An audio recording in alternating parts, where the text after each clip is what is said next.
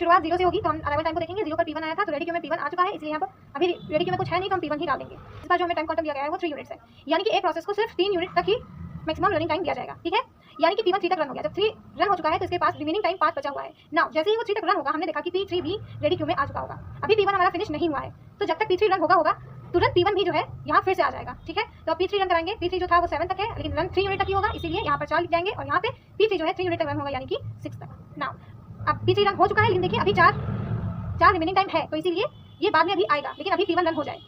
तो now P1 को हम दोबारा रन करेंगे। P1 जब हमारा 3 यूनिट दोबारा रन होगा तो उसके पास 2 रिमेनिंग टाइम बच जाएगा, तो P1 को हम 3 तक रन कराएंगे, यानी 9 तक।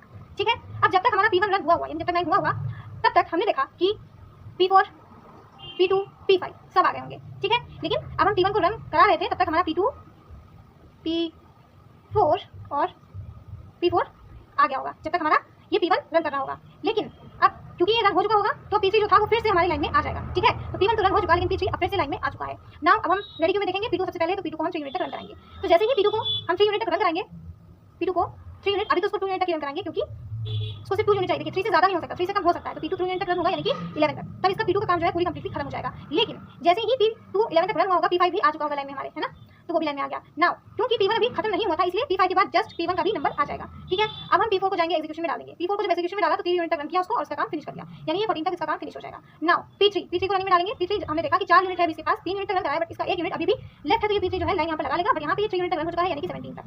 नाउ P5 को रन कराएंगे। P5 को हमने एक बार रन कराया तो इसके पास अभी 2 यूनिट रिमेनिंग है, तो P5 को हम 3 तक रन कराएंगे तो ये यहाँ पे हो जाएगा 20, लेकिन क्योंकि इसके पास अभी 2 रिमेनिंग है तो फिर से यहाँ पर लाइन लगा लेगा।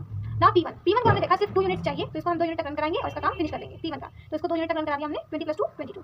नाउ जब P1 का काम खत्म हो गया तो हमने देखा P3 है लाइन में। P3 को देखेंगे, 3 यूनिट बचा था, 3 यूनिट रन करा चुके थे तो 1 यूनिट बचा था, तो अब इस 1 यूनिट को भी फिनिश कराएंगे यहाँ से P3 को लिखकर, तो ये यहाँ पे 23 हो जाएगा। नाउ हमने देखा P5 ही बचा हुआ है, P5 को 2 यूनिट चाहिए, तो P5 को हम 2 यूनिट दे देंगे और यहाँ पे ये 25 पे फिनिश हो जाएगा। So this was the Gantt chart for round robin. ना कंप्लीशन टाइम में सबसे लास्ट में जब आया होगा तो उसका राइट हम देखेंगे, यानी P1 का कंप्लीशन टाइम देखना है, तो P1 यहाँ है एंड यहाँ है लास्ट में। ठीक, तो लास्ट में अब इसके राइट को देखेंगे 22, जिसका कंप्लीशन टाइम 22 है। सेम P2 को चेक करेंगे। P2 जो है हमारा यहाँ पे आया है और एक ही बार आया है और इसका राइट में 11 था तो हमने इसको 11 लिख लिया। नाउ P3 को चेक करेंगे।